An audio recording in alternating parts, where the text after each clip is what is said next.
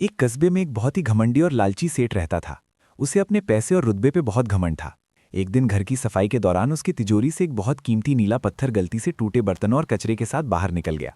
सेठ ने बिना देखे सारा कचरा सड़क किनारे फेंक दिया और अकड़ते हुए चला गया। थोड़ी देर बाद नगर की कचरा गाड़ी आई और वो सारा कचरा कस्बे के बाहर एक खाली खेत में पलट दिया गया। उसी खेत में एक भूखी और कमजोर भैंस अपने बछड़े के लिए खाने की तलाश में घूम रही थी। कचरे में उसे आम खाना नहीं मिला, बल्कि एक चमकता हुआ नीला पत्थर दिखा। भैंस को उसकी कीमत का अंदाजा नहीं था और वो पत्थर को निगल गई। उधर सेठ को जब नीला पत्थर नहीं मिला तो वो पूरे कस्बे में ढूंढता फिरा, लेकिन उसे कुछ पता नहीं चला। अगली सुबह भैंस अपने घर की ओर लौट रही थी। रास्ते में वही सेठ उसे दिख गया। उसे शक हो गया कि पत्थर इसी ने खाया है।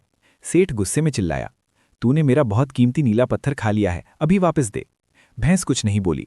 उसकी चुप्पी से सेठ और भी ज्यादा गुस्से में आ गया। वो भैंस को पकड़कर ऑपरेशन कराने की धमकी देने लगा। डर के मारे भैंस भागी, लेकिन रास्ते में फिसलकर गिर गई। सेठ बोला, अब तेरा पेट चीर कर ही अपना पत्थर निकालूंगा। तभी उसी रास्ते से एक युवक साइकिल से आता हुआ दिखा। वो कोई और नहीं, भैंस का बेटा रवि था। रवि ने अपनी माँ को पहचान लिया और सेठ के सामने खड़ा हो गया। सेठ बोला, तेरी माँ ने मेरा बहुत कीमती पत्थर खा लिया है। रवि ने शांति से उसकी कीमत पूछी। सेठ ने बड़ी रकम बताई। रवि ने बिना बहस किए पूरा पैसा दे दिया और अपनी माँ को बचाकर घर ले गया। रवि ज़्यादा अमीर नहीं था, लेकिन मेहनती और समझदार था। वो रोज़ अपनी माँ को हरी घास, फल और पानी देता था।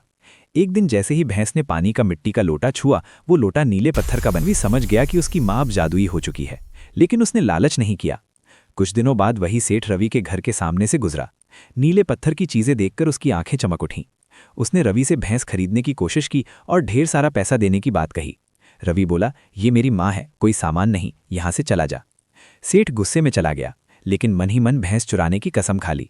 अगली रात जब रवि और भैंस सो रहे थे, चुपके से आकर भैंस को चुरा ले गया। भैंस मदद के लिए आवाज़ लगाती रही, लेकिन कोई नहीं सुन पाया। सेठ ने भैंस से ज़बरदस्ती नीले पत्थर की चीज़ें बनवानी चाहीं, लेकिन भैंस ने मना कर दिया। गुस्से में आकर सेठ ने भैंस को एक गोदाम में बंद कर दिया, जैसे जेल हो। कहानी के अंत में जेल में बंद भैंस दर्शकों से बोलती है।